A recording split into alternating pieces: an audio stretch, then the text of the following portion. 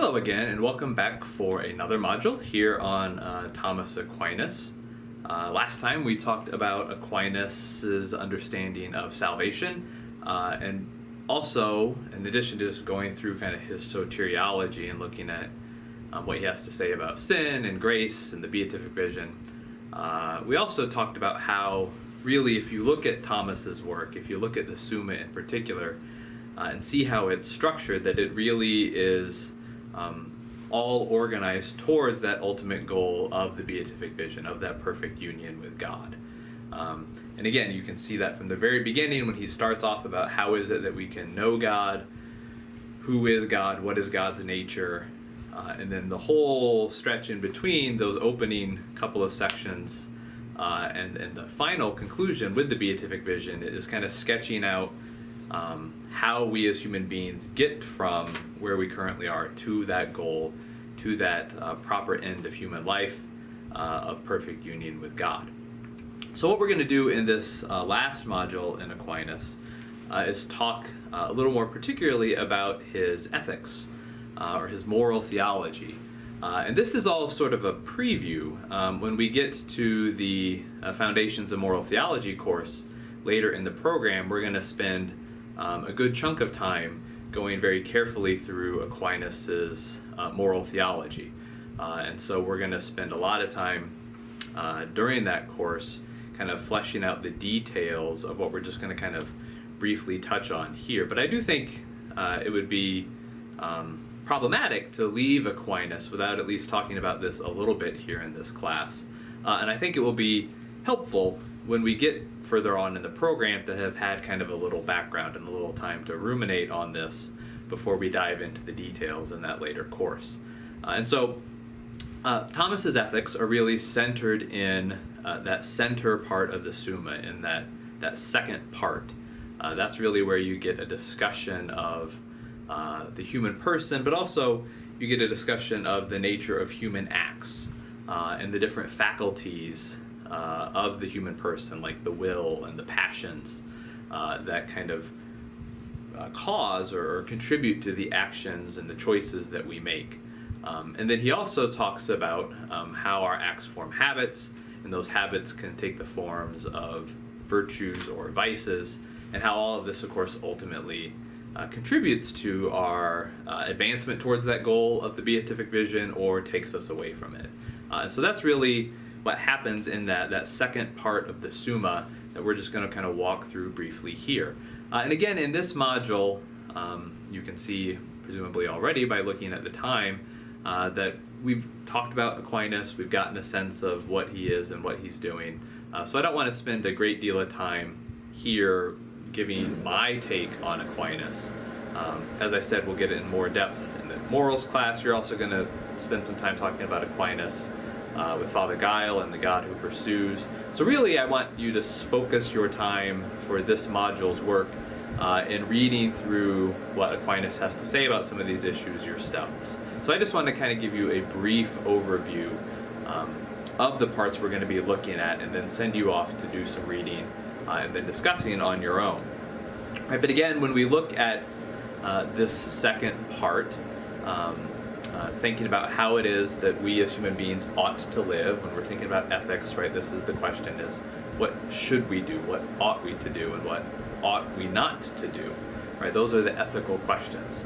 And a very important thing to note when you're looking at the Summa and the structure of this section is, what does Aquinas begin with, right? How do we start a discussion of ethics, or how do we start a discussion of how we ought to live?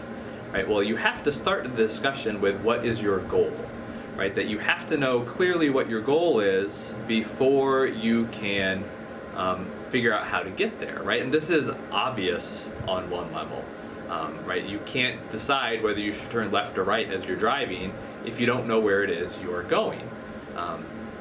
And we know this in many cases, right? How long should I cook something or mix something, or right, you can't do any of these things unless you know what your goal is. The way that you break your eggs and scramble them or not is going to depend on what do you want your final product to be. Are we aiming for an omelet, or are we aiming for just eggs over easy, or some eggs Benedict, right? That it's going to depend on what your goal is. You're going to act very differently. But it turns out really that when you talk with people, a lot of times in ethics, people don't do this, or at least they don't do it in a deliberate, thoughtful way. You will ask people, well, what should you do in a particular situation? And they won't connect it to kind of some ultimate goals, right? And one of the reasons for doing ethics, for studying ethics, is to address that problem, that so many people haven't thought through the long-term implications of their actions, or they haven't really reflected on what their ultimate goal ought to be, to then develop a guide for how to get there. But when we look at Aquinas, we can see this very clearly, right? You're going to start off the discussion of ethics with what is the goal of the human person, right? And Aquinas very reasonably says that the goal of the human person is happiness. And we talked about this again a little in the last module, right? This is a happiness in the sense of Aristotle's eudaimonia, a flourishing, a fulfillment of our nature, of being what a human person is supposed to be, right? That is our ultimate goal. Now again, what does that consist in? Well, that's going to consist in a life where you have, for Aquinas, the ultimate happiness is going to consist in direct union with God. When you look at what he says, he'll also acknowledge that there can be sort of an imperfect happiness, a natural happiness that lacks that supernatural connection with God, which is possible, right? And so again, if you go back and look at what Aristotle has to say about this, this is his conception of happiness, right? It is a natural happiness, right? It's a human person who has all of the things that make up a good, flourishing human life. So good relationships, good health, meaningful work, some time for leisure. Those are the kinds of things that make up natural happiness, or what Aquinas would call an imperfect happiness. But what Aquinas is going to do is say, well, that's part of it, but as Christians we have this belief of a supernatural end that is going to supersede that. And so his goal is that beatific vision, again, which constitutes true human happiness. All right, so then the question is, well, how do we get there? Right, well, a crucial part of how we get there is through our actions, right? And so he's going to ask, do we need to do something in order to help us reach this ultimate end? And the answer is certainly yes. Now again, this is obviously a very hot topic, particularly between Protestant and Catholic understandings of salvation, right? That traditionally, right, Catholics have emphasized the necessity of acts, of good works, or human cooperation with grace.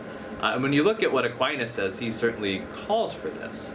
And he's going to make the argument very much like Catholics would today. But it is important to note, right, that he also very clearly says that human beings cannot bring about their own salvation, right? You can't do enough good acts, perfect your virtues enough, whatever you want to put it in the terms of, you can't do that on your own, right? That it is only by divine grace that salvation happens. But we do have a role to play, right? And that we need to make ourselves suited for or fitted to that beatific vision, right? And how do we do that? Well, you have to start with the specific acts that you perform, right? And again, we'll talk about this much more in the upcoming course, but I think this is really, for me, one of the most important things about studying Aquinas, right? And prior to really studying theology formally, and especially before learning about natural law and Aquinas' understanding of morality,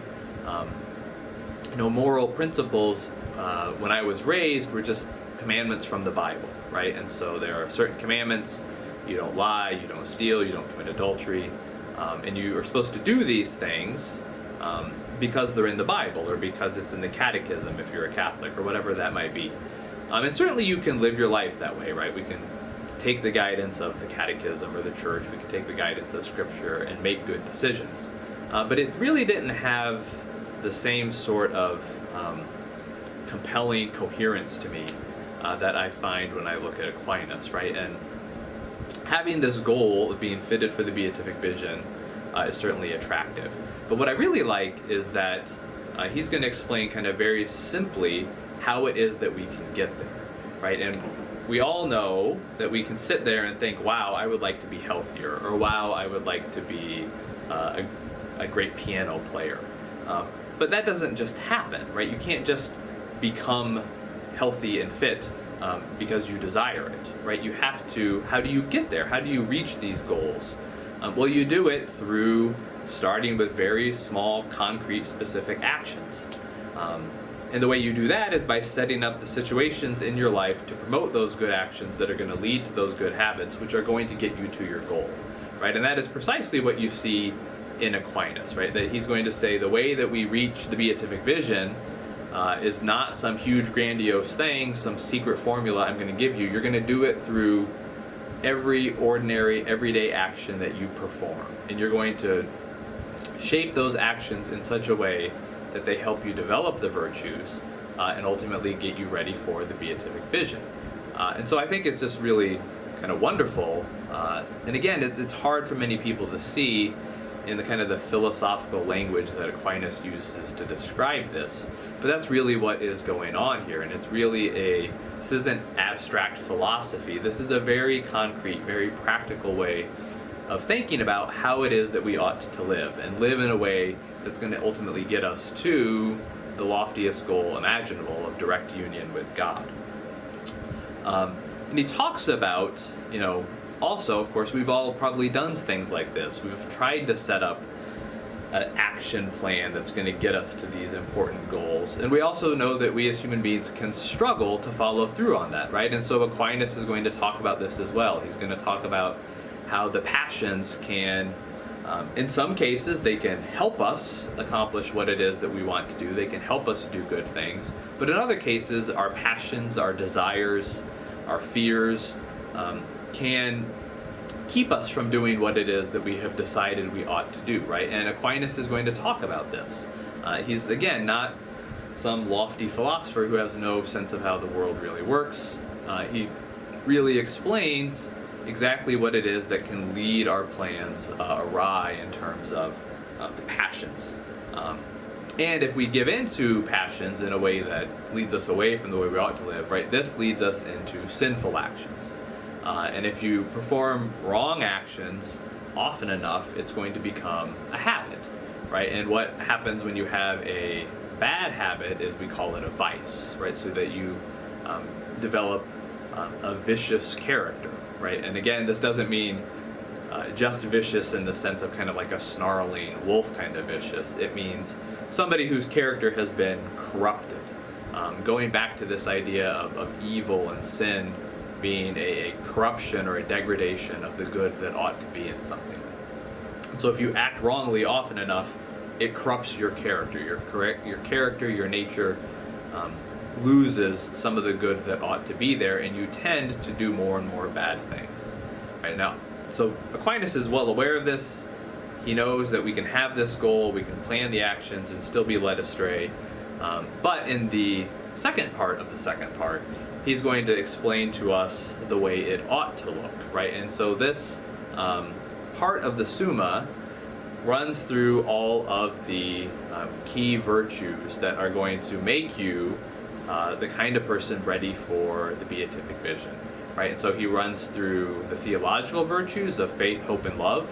And then he's also going to run through the classic cardinal virtues, right? These are the virtues that Christian tradition brings from the ancient world and from people like Aristotle and the Stoics of fortitude, temperance, justice, and prudence. I don't think I put those in the right order for him, but these four virtues that the classical authors would have seen as making up a good, flourishing life. And of course, Christianity adds on top of those theological virtues of faith, hope, and love. And so the entire second part of the second part is running through all of these virtues and kind of dissecting them. And so what you'll see, and I'll have you take a look at some of these, but basically what Aquinas will do is he's going to use these as a way of cataloging the entire moral life. So in a lot of ways it's similar to if you've ever gone and gotten a confessional guide, right? And it would break down all of the different sins that you might need to think about in terms of the Ten Commandments, right? And so if you've ever seen one of these, right, thou shalt not steal doesn't just cover the question of whether or not you've like physically stolen property that belongs to someone else or to some business, right? That theft is going to include all kinds of other related things, such as not putting in a good day's work or things of that nature, right? And so it's going to aim at your attitudes. It's going to aim at sins of a similar nature, and that's what you see when you look at this list of the virtues. So he's going to talk about there's all kinds of different forms of, for example, temperance, right? There's temperance when it comes to food, to drink, to sexual desire, right? And so he's going to catalog all the different ways that you can be temperate. And he's also going to include in this, right, the opposites, the vices that go with all of these different virtues. And this gives him a way to talk about lots of specific situations, specific actions and choices. And he's particularly going to focus on the ones that have been debated, right, and argued about. And so you'll get explanations of a whole host of particular moral issues here. And again, I can't even begin to kind of go into this in any detail because it's just a huge range of things that Aquinas talks about. But all of these grow out of that goal of reaching the beatific vision. They grow out of a belief that we can shape our character through the specific actions that we perform, that we need to properly control our passions and our desires to carry out those right actions that we know we ought to perform. And if we do that, we can develop these virtues, right? And of course, again, what makes this a very attractive system, I would argue, right, is that it becomes easier over time. Right, and this is the beauty of the habits and of the virtues, right, is that if you force yourself, for example, to act generously, if you think to yourself, look, I'm not a really generous person, this is something I need to work on. Well, Aquinas gives you a plan, right? The way you can become a generous person is to act generously. And he's going to warn you about some of the ways that can go awry. But if you act that way repeatedly, you will over time develop this virtue. Right, and so that you will find yourself, if you do this enough, becoming a generous person. It will become a second nature. It will become a virtue. And of course, again, one of the nice additions from a Christian take on all of this that would differ, say, from Aristotle, is that we can also have the assistance of God's grace in all of this, right? That we don't have to just do it on our own. This isn't about, again, the sort of Protestant caricature of Catholicism, right? This isn't about earning your salvation or becoming a good person through your own efforts. We do have to carry out some effort. We can, in fact, gain merit from the good works that we do, but we do all of this because of and with the assistance of God's grace, right? So that God can help us become a more generous person in a way that wouldn't be possible on our own. So I think it's a very hopeful vision of human life. It's a hopeful vision of how we ought to live. And it gives us some very real, concrete, and practical guidance about how to do all of that.